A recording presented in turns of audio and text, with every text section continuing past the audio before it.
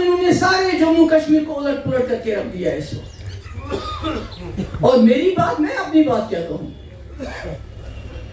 مجھے بتائیے کون سا وزیر اعلیٰ ہے جس نے خود لیٹر لکھا ہو حریت والوں کو, جس کے وقت میں اتنا بڑا ڈیلیگیشن آیا ہو, جس نے مجھے بتائیے یہاں 60 MLA تھے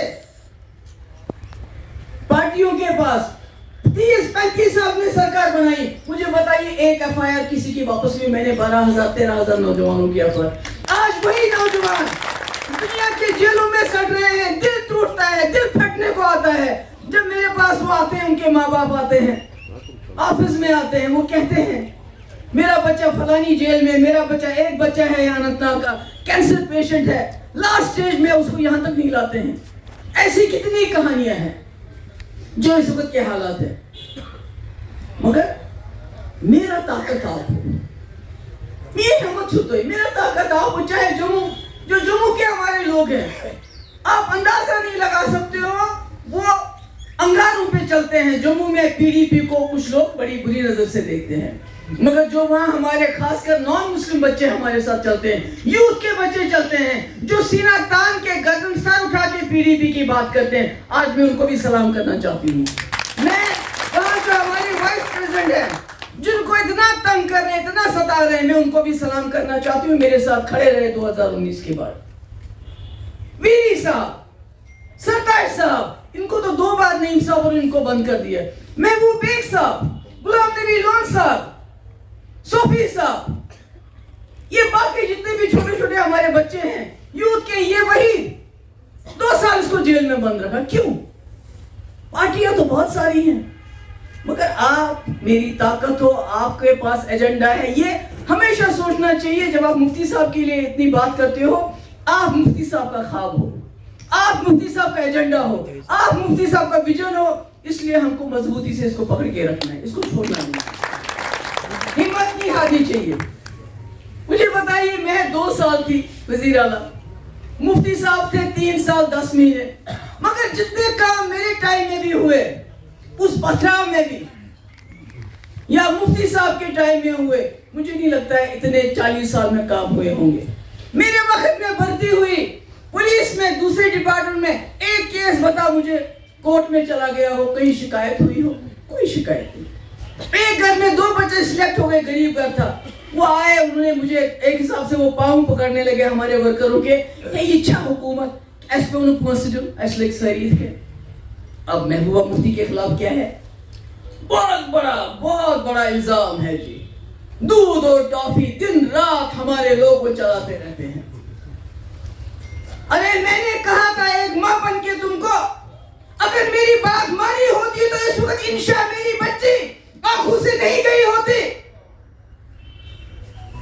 ایک طرف سے پتھر مارنے والے شرپسند, دوسری طرف سے سیکورٹی فورسز, پولیس, اور بیچ میں وہ بچی شکار ہو گئی.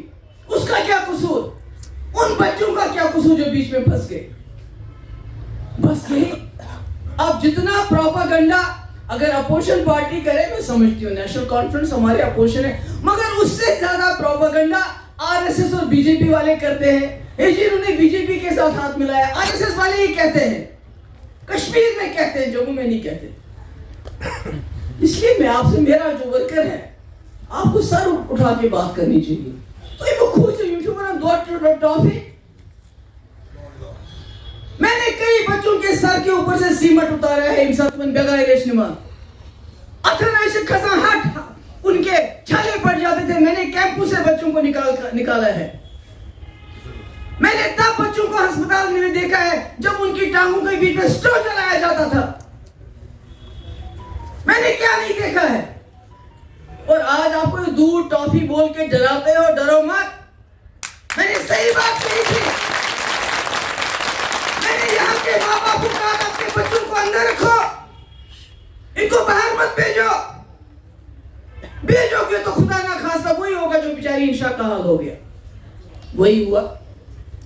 آج یہ جو دودھ ٹافی کہتے ہیں, ان کو پتہ ہے وہ بچے کون ہیں کیا؟ ان کو, ہاں مجھے پتا ہے الیکشن میں شاید ہو سکتا ہے ان کو نکالیں گے اپنے ساتھ دکھانے کے لیے, مگر آج تک انہوں نے ان کا نام لیا. میں نے بلایا چیف منسٹر ان کو جتنے میرے پاس آئے, میں نے ان کو نوکریاں دی جتنے بھی میرے پاس آئے. انشاء کے لیے میں نے वहीं का वहीं काम रुका, जहां मैंने छोड़ा वहीं छोड़ दिया था। ये तो इच्छा इल्जाम है महबूबा मुफ्ती पे तो किन बे के इल्जाम छुस, किन पोटो के इल्जाम छुस, किन टास्क फोर्स के इल्जाम छुस, किन फेक एनकाउंटर के इल्जाम छुस, किन शुपियां रेप मर्डर के इल्जाम छुस। मेरे वक्त में एक बच्ची के साथ ज्यादती हुई, मैंने 2 मिनिस्टर ड्रॉप किए और आधा दर्जन से ज्यादा जेल में सड़ रहे हैं इस वक्त। मैंने इंसाफ किया अपने वक्त में। यहाँ हमारी बच्चियां होती थी तो हम उस गाड़ियों में बैठते थे तो उनको मुश्किल होती थी, मैंने उनके लिए अलग बस सर्विस, क्योंकि मुझे पता है मैंने बस में ट्रैवल किया है। मैं होम मिनिस्टर की बेटी भी रही हूँ, मिनिस्टर की बेटी भी रही हूँ, मगर मैंने बस में ट्रैवल किया है, मुझे पता है बस में बच्चियों के साथ क्या होता है। मैंने गरीब बच्चों को स्कूटी दी, मैंने कहा अगर आप 60% नंबर लोगे मैं 50% पे आपको स्कूटी दूंगी। मैंने कहा लड़कियों के नाम पे जो प्रॉपर्टी होगी मैं उस पर स्टैंप ड्यूटी खत्म करूंगी। मैंने सब कुछ कोशिश की, मगर कुछ नहीं मिलता महबूबा मुफ्ती के खिलाफ। इसलिए आपको दूर टॉफी करके डराते डरो मत, फिर उठा के बात करो। क्या माँ अपने बच्चे को थप्पड़ नहीं मारती? अगर बच्चा किसी गर्म चीज को हाथ लगाए दबा चूसना और उसे तपाएगा, सुन चूसना मना, और क्या करेंगे, और क्या बिठा खेने। तो इसलिए इससे आप ये जो आजकल इस पे सोशल नेटवर्क पे वही चलता रहता है, इससे प्रेस कॉन्फ्रेंस की जब आप सब लोग बंद थे, पहले तो मिनिस्टर महबूब बेग साहब को कहूंगी प्रेस कॉन्फ्रेंस के लिए, पता चला वो भी अंडर हाउस अरेस्ट है। मैंने उसको बोला आप जाओ, और इसके मुंह पे वो लगा लिया वहां प्रेस कॉन्फ्रेंस में टॉफी दूध, मेरे वर्ड्स के मुंह पे लगाए, उससे क्या होगा? ये तो उन माओं को फैसला करना है जिन माओं के बच्चों को मैंने कैंप से निकाल के बाहर लाया है।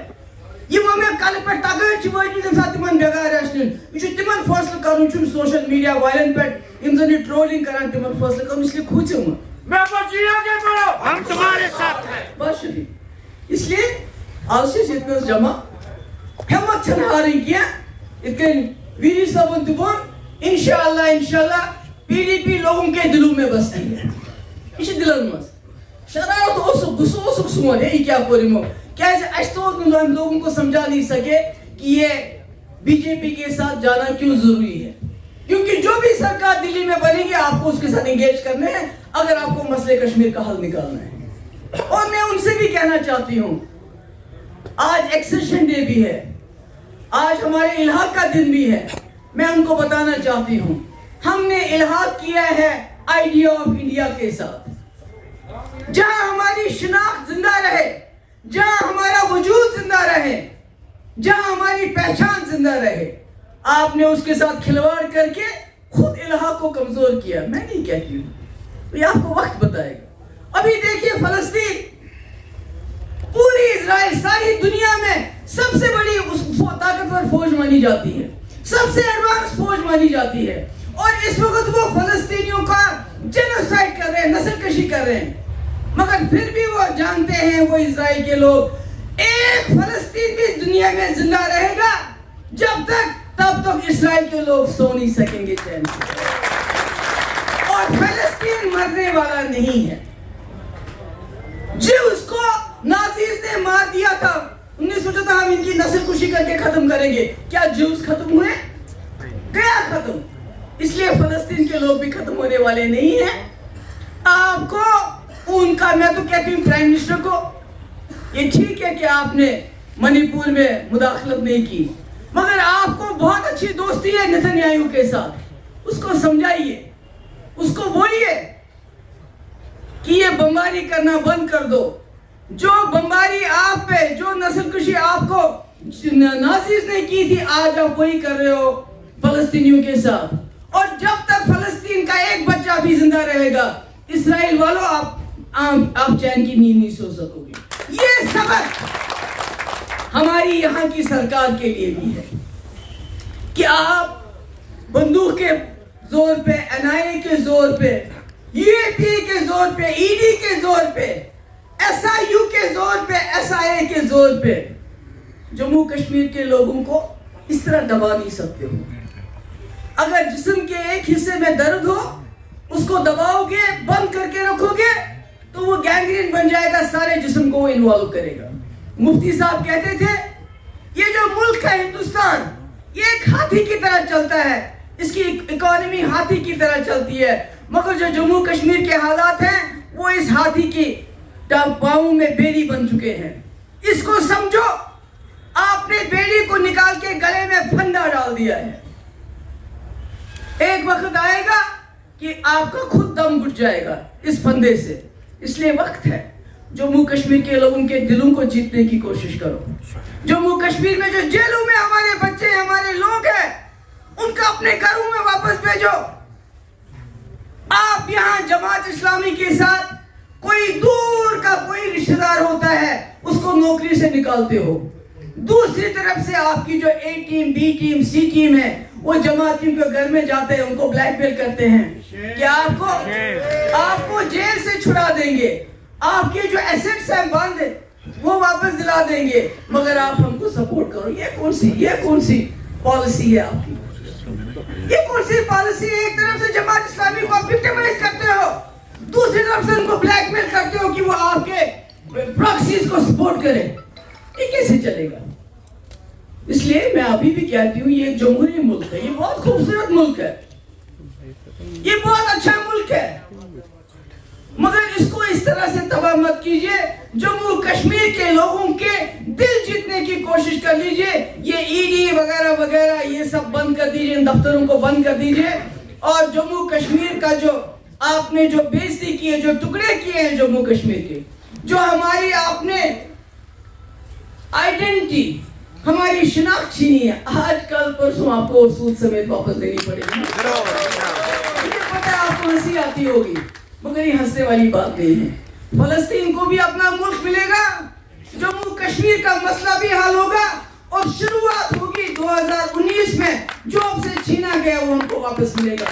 اور لاسٹ میں میں مجھے تون شکر گزار الیکشن چھن اس پرت کان چیز کیا، مگر الیکشن چھ ضروری، الیکشن میں پنن طاقت حاصل کرن، پارلیمنٹ الیکشن چھ ہو، اس لیے ابھی سے جٹ جاؤ۔ ہم نے انشاءاللہ جس طرح ہم نے 2000